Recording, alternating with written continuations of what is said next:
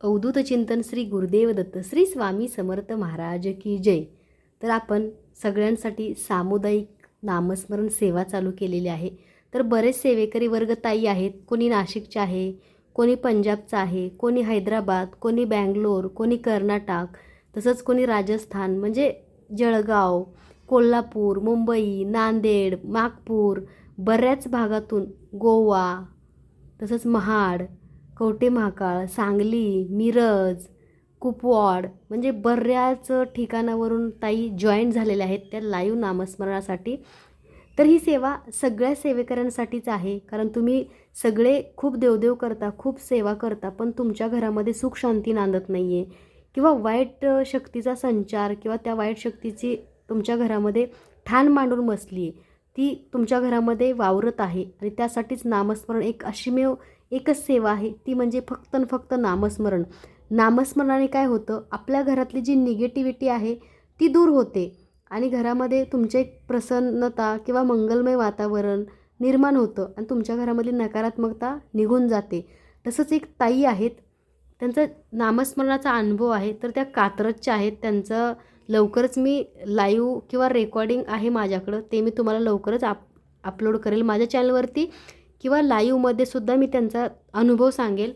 तर असंच त्यांचा कात्रजवरून फोन आला आणि त्या बोलल्या की शीतलताई, तुझं नामस्मरण 2 दिवसापासून येतं आहे. मी हॉस्पिटलमध्ये होते, माझे पाय खूप दुखत होते, मी ॲडमिट होते आणि माझ्या अंगामध्ये 4 शक्त्या होत्या ऑलरेडी आणि दत्त महाराजांनी सांगितलं त्यांना स्वामींची सेवा कर. तसंच दत्त महाराजांनी सांगितलं स्वामींची सेवा कर आणि तिने आपला लाईव्ह ताई म्हटल्या मी बघितला आणि जॉईन झाली सकाळच्या नामस्मरणाला. तर म्हणजे जसं ताई तुमच्या तोंडातून जसं श्री गुरुदेव दत्त, श्री गुरुदेव दत्त, श्री गुरुदेव दत्त असं येत होतं, तसं म्हणे ताई माझ्या अंगातली शक्ती संचारली आणि ती जप करू देत नव्हती आणि त्रास द्यायची. तसंच ताई म्हटलं की ताई तुमचं नामस्मरण बघून खूप बरं वाटलं की बाबा दत्त महाराजांनी मला सांगितलं की तू स्वामींची सेवा कर आणि ती शक्ती देवाजवळ हात घेऊन जायची, पण देवाला शिवू शकत नव्हती कारण ती वाईट शक्ती होती आणि वाईट शक्तीला देवाला शिवता येत नाही. तसं बघा त्यांच्या अंगामध्ये अशा 5 शक्त्या संचारल्या. तर ताई म्हटल्या की तुमच्या लाईव्ह सामुदायिक नामस्मरणामुळे म्हणजे सगळ्या सेवेकरी ताईंचे खूप खूप धन्यवाद, कारण सगळ्यांनी एका वेळेस नामस्मरण केलं आणि ती शक्ती 5वी बोलू लागली. तर संचार झाला त्यांच्या अंगामध्ये त्या वाईट शक्तीचा. तर त्यांच्यावरती कोणीतरी असं केलेली आहे करणी बाधा. आपण मला एकच सांगायचं आहे सगळ्यांना की कधी कोणाचं वाईट करायचं नाही, कधी कोणाचं वाईट करण्याबद्दल विचारसुद्धा मनात आणू नका. कारण कसं आहे, आपण एखाद्या निष्पाप आत्म्याला त्रास देतो, म्हणजे आत्मा असतो तो पवित्र आणि साफ असतो, तर त्या आत्म्याला कधी त्रास नका देऊ. कारण जेव्हा त्या आत्म्याला त्रास होतो तेव्हा तो आत्मा रडतो आणि नकळत का होईना आपल्याला बददुआ देतो. किंवा तुम्ही जे कर्म करताय, आज जरी तुम्हाला चांगलं वाटत असेल दुसऱ्याचं वाईट करून, तरी पण एक ना एक दिवस आपलंसुद्धा वाईट होतं. म्हणजे दुसऱ्याचं जेव्हा वाईट करायचं होतं तेव्हा हात पहिले आपले काळे होतात. तुम्ही जेव्हा करणी बाधा अशा गोष्टी करत असता दुसऱ्यांवरती, तेव्हा देव एका दरडातून जात नाही, देव एका रस्त्याने जात नाही, त्याचं थोडंफार का होईना तुम्हालासुद्धा तो दगाफटका देऊन जातो किंवा त्या व्यक्तीच्या त्रास सहन करून करून तो कुठेतरी उपाय शोधतो आणि तो बरा झाल्यानंतर ती शक्ती पुन्हा तुमच्या घरी येते आणि तुम्हालासुद्धा त्रास देऊ लागते. तर माझ्या सगळ्या स्वामीसेवेकरी वर्ग ताईंना, दादांना, मावशींना कळकळीची विनंती आहे, आपण सगळे मानव आहोत, आपण सगळे स्वामीसेवेकरी आहोत. तर मागच्या जन्मी आपण काय केले हे विसरून ह्या जन्मी आपण स्वामींच्या सेवेकरी बनू, स्वामींच्या सेवेमध्ये पूर्ण लीन होऊ आणि स्वामींच्या नामस्मरणातून आपला कर्मभोग, आपली वाईट शक्ती, आपल्या भरपूर काही गोष्टी निगेटिव्हिटी घरात आहे ती दत्तगुरू आणि स्वामी समर्थांच्या सेवेतून घालवू. तसंच बघा आज लाईव्ह नामस्मरण चालू होतं, तर तुम्ही सगळे जर लाईव्ह असाल तर तुम्हाला माहिती आहे 12:30 ते 12च्याच दरम्यान म्हणजे 12चा टाईम होता. तर नामस्मरण चालू असताना स्वामींचं मंत्र पुष्पांजली, तर एक दारामध्ये माणूस म्हणजे एक व्यक्ती आला आणि त्याने आपलं धोतर वगैरे घातलं होतं पांढरं शुभ्र. तर ते कशासाठी आले, म्हणजे मी जप करत असताना जपमधून उठू शकत नव्हते, त्यामुळे विचारलं कोण आहे. तर मला नंतर सांगितलं की कोणतरी माणूस होता आणि तो नित्यसेवा पुस्तकं दारोदारी आणून आपल्याला देत होता आणि तो म्हटला की ताईंनी मला मागच्या वेळी गंध आणि हिना अत्तर दिला होता आणि तो मला हवा आहे. तर मग त्याला दिला दादांनी गंध अत्तर आणि हिना जे काय अत्तर आहे ते त्यांना आवडतं. पण असं माझ्याकडून कधी कधी होतं, म्हणजे खूप म्हणजे गुरुवारच्या दिवशीच ते आले होते मागच्या वेळेस, तेव्हा त्यांना मी दिलं होतं हिना अत्तर आणि गंध. तर ते पुन्हा घ्यायला आले आणि जाताना म्हटले स्वामी ओम. आणि ते म्हणले, ताई सामुदायिक जप करते ना, खूप चांगलं आहे ताई, जप कर, ताईला सांगा तू गोड खाऊ नको जप करते तर. पण का असं सांगितलं मला ह्याचं उत्तर नाही कळलं, की तू असं का सांगून गेले. म्हणजे कसं असतं की त्या टायमाला 12-12:30च्या दरम्यान जेव्हा आपल्या दारामध्ये कोण येतं, तर हे दत्तगुरू आणि स्वामी, म्हणजे तो स्वामी ओम म्हणून गेले. तर हे असं असतं बघा, म्हणजे कसं देव कुठल्या ना कुठल्या रूपामध्ये आपल्या घरी येतो, पण ओळखण्याची आपली तेवढी क्षमता, तेवढी नजर किंवा आपली तेवढी देवाबद्दल भक्ती पूर्ण व्हावी लागते.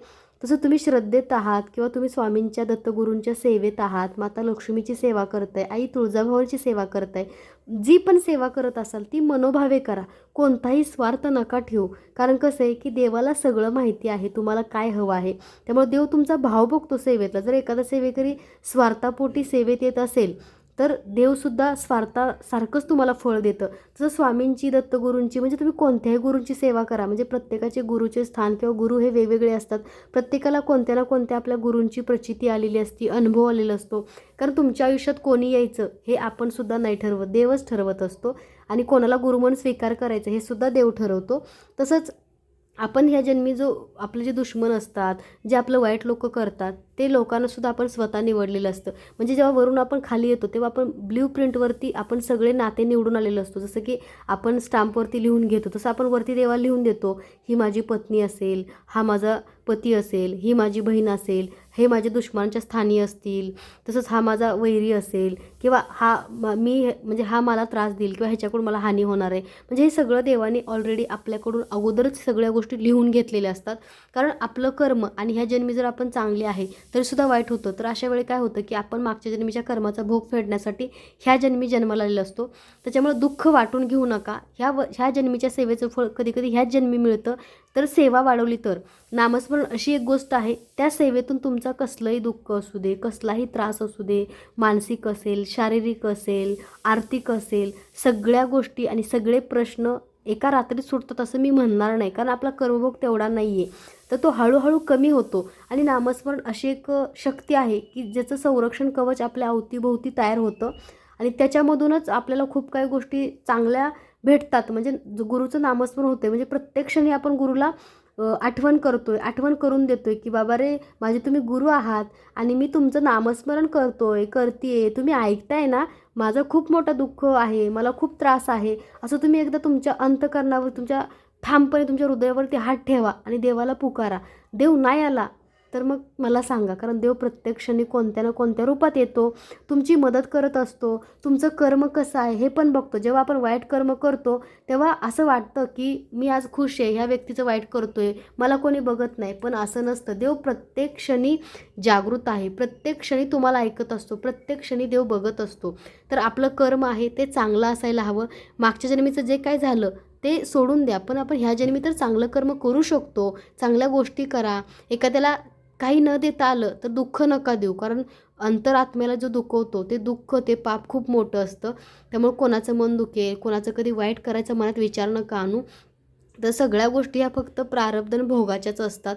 त्यामुळे भोग भोगल्याशिवाय काहीसुद्धा होत नाही. तसंच बरेच सेवेकरी आहेत जे लाईव्ह नामस्मरण, ताई आहेत, दादा आहेत, स्वामी सेवेतनं खूप मोठा परिवार भेटला. तर मला शीतलताई तू आमच्यासाठी प्रार्थना कर, तू आमचं नामस्मरण कर. पण कसं असतं, तुमचं नामस्मरण मी नाही करू शकत, कारण तुमच्या पोटात दुखते तर तुम्हालाच औषध खावे लागतात. मी औषध खाल्ल्याने तुमची पोटदुखी थांबणार आहे का? नाही. तुम्हाला भूक लागली मग मी जेवण केलं तुमचं पोट भरेल का? नाही ना. तुम्हाला स्वतः जेवण करावं लागतं. तसं स्वामी सेवा आहे ती स्वतः तुम्हाला कणाकणामध्ये पेरावी लागेल. कणाकणामध्ये स्वामींचं नामस्मरण, दत्तगुरूंचं नामस्मरण, माता तुळजाभवानीचं नाम, म्हणजे तुमच्या प्रत्येक गोष्टीमध्ये, प्रत्येक शरीराच्या कणाकणामध्ये, रक्ताच्या थेंबाथेंबामध्ये स्वामींचं, दत्तगुरूंचं नामस्मरण करा. कारण नामस्मरणामध्ये जेवढी ताकद आहे तेवढी ताकद कुठल्याही गोष्टीमध्ये नाही आहे जगामध्ये. कारण 33 कोटी देव आज पण बघतायत आपल्याला, सगळे बघतायत आपलं कर्म काय आहे. तसंच आपण कधी कोणाचं मन दुखवायचं नाही. बऱ्याच ताईंचा डिवोर्स चालू आहे, बऱ्याच ताईंना सासरच्या लोकांचा त्रास आहे, खूप काही गोष्टी घडतात.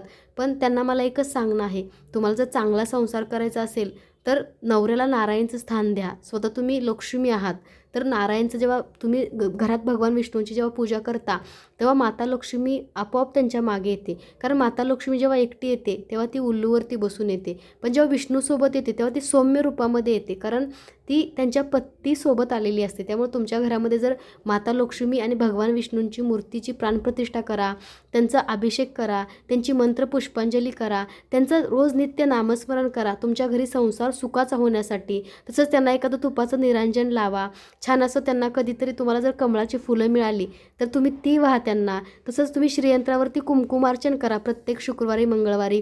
माता लक्ष्मी आणि भगवान विष्णू ह्यांचं आसन आहे श्रीयंत्र, तर तुमच्या घरामध्ये ते सुद्धा ठेवा. तुम्ही कुठूनही घ्या, त्याच्याबद्दल काहीच विषय नाही आहे. फक्त तुम्ही सेवा करा. सेवा कराल तर तुम्हाला मेवा भेटेल.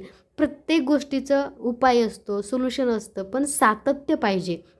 जर तुम्ही एखादी सेवा करता ती सातत्याने करायला हवी. नाही तर आज तुम्ही मूर्ती घेतली, आज पूजा केली, परत 8 दिवस बघितलंच नाही, असं नका करू. कारण देव हा तुमच्या भक्तीचा भोग केलेला आहे. देवाला तुमची भक्ती प्रिय आहे. देवाला तुमचं बाकी काहीच नको आहे, फक्त भक्ती हवी आहे. तर देव भक्तीचा भोकेलेला आहे. देव तुम्हाला म्हणत नाही आहे की मला तू सोन्याच्या राशी घाल, मला चांदीच्या, म्हणजे देवाला काहीच नको आहे. हे आपल्या श्रद्धेपोटी आपण देवाला सगळ्या गोष्टी घालतो, पण देवाला तुमची भक्ती आणि तुमची श्रद्धा आणि तुमचा जो विश्वास आहे किती कठोर आहे किंवा किती तुमचा विश्वास ठाम आहे त्या भगवंतावरती, हे भगवंत बघतो. त्यामुळे तुमचं कसं होतं की तुम्ही पूर्ण सेवा करता आणि जेव्हा फळ द्यायची वेळ येते त्यावेळेसच तुम्ही सेवेतनं बाहेर येता. म्हणजे कोणाच तर ऐकायचं, काय करणार आहे देव करून, तुझं काही चांगलं, असं नाही आहे. प्रत्येक गोष्टी म्हणजे देव तुम्हाला उंचावरून खाली पण फेकतो की हा सेवेकरी घाबरतो का, हा मला मानतो का, हा माझा विश्वास ठेवतो का माझ्यावरती. म्हणजे प्रत्येक क्षणी आपली परीक्षा होते. तसंच तुम्ही देवावरती विश्वास ठेवा. देव आहे आणि देवाशिवाय आपली सृष्टी चालत नाही. ज्या देवाने एवढं सुंदर आयुष्य दिलं, एवढी सुंदर सृष्टी बनवली, आपल्याला एवढे छान शरीर दिलं, ह्या पृथ्वीवरती आपल्याला सुंदर जन्म दिला, ही आपण डोळ्याने खूप छान अशी सुंदरशी सृष्टी बघत आहे. तसंच देवाचे आभार माना. प्रत्येक क्षणी देवाला नमस्कार करा. प्रत्येक क्षणी देवाला धन्यवाद म्हणा. कारण आपण जी आज लाईफ जगतोय त्या लाईफचं कोणाचं तरी स्वप्न असतं. काही लोक रस्त्यावरती राहतात, त्यांना वाटतं भाड्याचं तरी घर असावं, काही लोकांना वाटतं डबल रूम तरी असावी, काही लोकांना वाटतं माझं स्वतःचं घर असावं. स्वतःचं घर झालं की असं वाटतं की 2 BHK असावा. आणि तुमच्या आशा जशा वाढतात तसं काही लोकांचं फक्त भाड्याचं घर, फक्त छत असावं डोक्यावरती, एवढं स्वप्न असतं. आणि बघा ती लोक तेवढं स्वप्न डोळ्यात घेऊन कष्ट करतात आणि खूप कष्ट करतात. त्यामुळे कसं असतं, जे आहे त्याच्यामध्ये तुम्ही सुखी समाधानी राहायला शिका. जे आपलं आहे ते आपल्याला भगवंत देणारच आहे. जे आपलं नाही आहे त्याच्या पाठीमागं फिरण्यात काहीच अर्थ नाही आहे. तुमचा वेळ वाया जातो, तुम्हाला मानसिक त्रास होतो, तुम्हाला खूप काही गोष्टी म्हणजे तुम्ही डिस्टर्ब होतात किंवा तुम्हाला खूप त्रास होतो. तर अशा गोष्टीपासून दूर राहा. एवढंच सांगा भगवंताला की स्वामी समर्थ गुरु, दत्त गुरु, आदिमाया आदिशक्ती रूपामध्ये माझी स्वामी आई, माझी तुळजाभवानी माते, मी आज खूप सुखी आहे. 2 टाईमचं जेवण मिळतं, माझ्या डोक्यावरती छत आहे आणि तुमच्यासारख्या गुरूंचा हात माझ्या डोक्यावरती आणि माझ्या पाठीवरती थाप आहे. तर मला ह्या जगात अशी कोणतीही गोष्ट आता नको आहे. मला कोणत्याही गोष्टीचा मोह नाही आहे. फक्त जे दिलं आहे आयुष्य ते सुखी जगावं. माझं आरोग्य चांगलं ठेवा. मला कष्ट करण्याची ताकद द्या. मला लढण्याची हिंमत द्या आणि माझ्याकडून होईल तेवढं तुम्ही चांगलं कार्य करून घ्या. अशी तुम्ही प्रार्थना करा आपल्या गुरूंना. जे तुम्ही काम करताय, जसं की मी पण आज काम करते, माझ्याकडे पण खूप काही गोष्टीसाठी मी लेडीजना काम देते. वस्त्रांचं काम आहे ते लेडीजकडून बनवून घेते. तसंच खूप काही गोष्टी आपण लेडीजकडून बनवून घेऊन त्यांना रोजगार देतो. तर ह्या कामाची वाढ व्हावी, हे काम चांगल्या प्रकारे चालावं आणि ह्या कामामध्ये मला यश द्या स्वामी आणि माझ्याकडून चांगलं कार्य करून घ्या, अशी प्रार्थना मी स्वामींना रोज करते. मला असं कोणाचे फुकटचे पैसे, हरामाच्या गोष्टी मला नको आहेत. जे माझ्या कष्टाचं आहे स्वामी ते मला द्या. माझ्या कष्टाचा 1 रुपया असू दे तो तुम्ही द्या मला, पण मला बिना कष्ट करता मला 10 रुपये कोणाचे नको आहे स्वामी. कारण मला माझं शरीर झिजवून, मला माझ्या शरीराची खूप शरीराची मला नाही का मेहनत करून मला गोष्टी तुम्ही द्या. मला सेवेचं फळ द्या आणि ते सेवेचं फळ मला स्वामी समर्थ माऊली देत आहेत. तसंच तुम्हाला सुद्धा देतील. तुमचे फक्त ध्येय प्रामाणिक ठेवा, तुमचं कर्म चांगलं ठेवा आणि तुम्ही सेवेमध्ये सातत्य ठेवा. देवाची सेवा, देवाची पूजा केल्याशिवाय कोणतंही काम करायचं नाही. पहिली आंघोळ केली की आपल्या गुरूंची सेवा. गुरूंची सेवा म्हणजे काय, त्यांचा अभिषेक, त्यांचं नैवेद्य, त्यांची आरती, त्यांचा जप, त्याच्यानंतर बाकीचं म्हणजे दिवसभरात देव आपल्याला आशीर्वाद देऊन जातो. आपल्या हातून पूजा करून घेतो. आपल्या हातून पूजा करून झालं तर देव आशीर्वाद देतो की माझ्या भक्ताचा दिवस चांगला जाऊ. आणि तुमचा दिवस नक्की चांगला जातो. कारण आदल्या दिवशी काय घडलं हे डोक्यामध्ये ठेवायचं नाही. रोज नवीन दिवस, रोज नवीन नजरेने, नवीन दृष्टीने बघायचं, रोज नवीन मनाने सुरुवात करायची जगण्याची. काल काय झालं ते विसरून जायचं, कारण मग तुम्ही जगूच शकत नाही. प्रत्येक गोष्ट धरून नका ठेवायला शिकू. प्रत्येक गोष्ट वाईट असेल, चांगली असेल, ती जागेवरती सोडून द्यायला शिका. कारण खूप काही गोष्टीतून काहीच मिळत नाही, फक्त आणि फक्त त्रासच होतो. आणि आपल्या त्रासाचं, आपल्या दुःखाचं कारण आपण स्वतः असतो. आपल्याला कोणी दुखवेल ह्याचा अधिकार आपण कोणाला द्यायचा नाही. कारण हे मन आपलं आहे, हे अंतरात्मा आपलं आहे, हे शरीर आपलं आहे. ह्याच्यावरती फक्त आणि फक्त आपलं स्वतःचं कंट्रोल असायला पाहिजे. आपला रिमोट कंट्रोल दुसऱ्याच्या हातात देऊन तुम्ही दुःखी नका हो. कारण ह्या जगामध्ये सुख देणारे, आनंद देणारे कमी आहेत आणि दुःख देणारेच लोक जास्त आहेत. असं स्वामी सेवेतून बऱ्याच सेवेकरांना त्रास आहे. पण कसं आहे की आपल्या पाठीशी आपल्या गुरूंचा हात आहे आणि जोपर्यंत आपले गुरु आपल्यासोबत आहेत तोपर्यंत ह्या जगात कोणीच आपलं काहीच वाईट आणि वाकडं नाही करू शकत. कारण आपले श्री स्वामी समर्थ चरणाशी आपण असतो 12 तास 24 तास स्वामी स्वामी स्वामी स्वामी करत असतो. प्रत्येक वेळी आपल्या शरीराच्या प्रत्येक कणाकणातून, रक्ताच्या थेंबाथेंबातून स्वामींचं नामस्मरण, दत्तगुरूचं निघतं. त्यामुळे तुम्हीसुद्धा अशीच निस्वार्थ सेवा करा. आता आपला लाईव्ह जॉईन करा तुम्ही. सामुदायिक नामस्मरण सेवा आपण सगळ्यांसाठी चालू केलेली आहे, तर त्या सेवेचा पण तुम्ही लाभ घ्या. कारण सामुदायिक जपाला खूप महत्त्व आहे. एकाच वेळे, एकाच अंतःकरणापासून आपण स्वामींना आवाज देतो सगळे सेवेकरी. तर स्वामी माऊली आपली नक्की सगळ्यांची हाक ऐकतील आणि आपला लवकरात लवकर 50 लाख 1 कोटी जप पूर्ण हो, ही स्वामींच्या चरणी प्रार्थना. आणि त्या जपाची प्रचिती, अनुभव स्वामी सगळ्या भक्तांना द्या. सगळ्या भक्तांचं कल्याण करा माऊली. सगळ्या भक्तांना तुम्ही काही ना काही चांगलं सुख द्या त्यांच्या पदरामध्ये. तसंच सगळ्यांचा कर्म प्रारब्ध भोग आहे तो आमच्या नामस्मरणाच्या जपातून भोगून घ्या आणि सगळ्यांना सुखी ठेवा. सगळ्यांच्या चांगल्या इच्छा पूर्ण करा आणि सगळ्यांना तुमचा गोड गोड छान छान आशीर्वाद द्या माऊली. आणि असंच तुमचा हात सदैव आमच्या पाठीशी राहू दे, हीच तुमच्या चरणी आजची प्रार्थना. अवधूत चिंतन श्री गुरुदेव दत्त श्री स्वामी समर्थ महाराज की जय. स्वामी माऊली तुम्ही आहात म्हणून आम्ही आहे. आमचा सांभाळासा तुमच्या लेकरांसारखा करा. कधी अंतर नका देऊ. खूप सेवेकरी आहेत जे दुःखी आहेत, त्यांनासुद्धा तुम्ही आईची मायेची ऊब द्या. सगळ्या सेवेकरांकडे लक्ष द्या माऊली. त्यांचं दुःख कमी करा. ते चुकत असतील तर त्यांना सांगा, त्यांना काही ना काहीतरी संकेत द्या की तुम्ही चुकताय आणि तुमच्या चुकीचं फळ हे तुम्हाला वाईट मिळेल. तुम्ही कर्म चांगलं करा हे तुम्ही सेवेकरांना सांगा आपल्या. आणि स्वामी तुम्ही सगळ्यांच्या पाठीशी राहा. सगळ्यांना चांगलं मार्गदर्शन करा आणि सगळ्यांवरती तुमची कृपा अशीच राहू दे. सगळ्यांना चांगली सद्बुद्धी द्या. हीच तुमच्या चरणी प्रार्थना माऊली.